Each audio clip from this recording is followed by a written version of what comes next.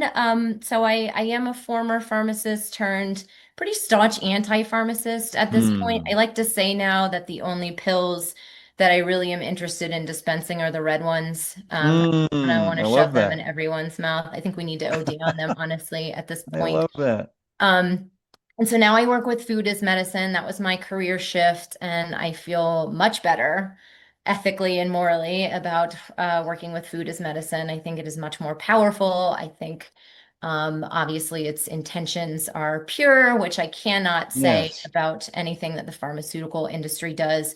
And I would even expand that to the medical industrial complex in general. And I mean, society in general and the way that we're living is kind of a death cult. So why would we Yes. expect anything different from our medical system? Hmm. So, So, Stephanie, how did yeah. this happen where you were, deeply steeped in pharmacy and what happened? How did you wake up and now be the anti-pharmacist? It's a really good question. I don't know if it was some sort of divine grace that Hmm. tapped me. I only made it 6 years. I was crying in my car on the way to work. Oh, I think I just had wow. this moral compass that was just like, Hmm. this is not helping people, quite, Wow. to the contrary, doing quite a bit of harm. Hmm. So that's an important nuance that I think is worth naming, that it's not, although I do admit that I'm an anti-pharmacist, there Sure. are some, a number of different classes of pharmaceuticals that when used appropriately are life enhancing and life saving.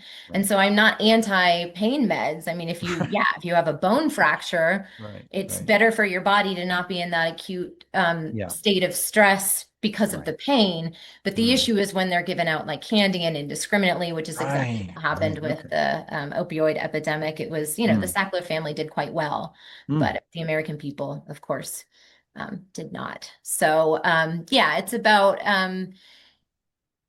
using pharmaceuticals appropriately. If this works for you, Dr. Gate, Please. I'll just summarize Absolutely. the talks that I'm going to be giving. So, Dr. Gate has been generous enough to offer me two spots, so I'm doing a Yes. two-part talk.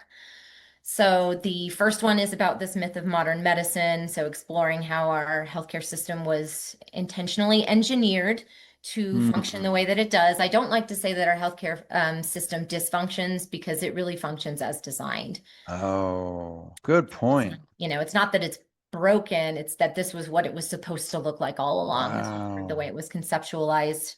That's my take, at least. So Mm. at that origin story, we'll look at the architects. As you already mentioned, Rockefeller, John D. Rockefeller was kind of Mm. the main architect. Andrew Carnegie also had a Mm. hand in that. He was the one who um, funded and commissioned the Flexner Report, and then Rockefeller Right. used his influence and vast wealth through the tool of philanthrocapitalism to force these reforms into the entire system of medicine, and Mm. it changed the way that we approach medicine in general in this country. Mm.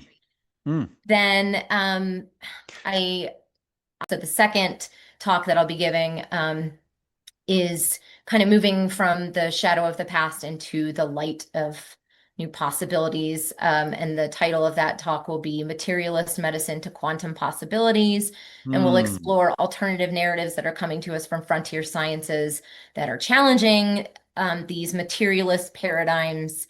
That Mm. tell us, that we are limited and small, and our bodies are machines that when Right. they break, we need an external expert to fix them. All of that is Right. just a bunch of garbage. And of course, they want Right. these other narratives to be suppressed because if we knew how powerful we were, the whole Yes. system would begin to crumble. Wow.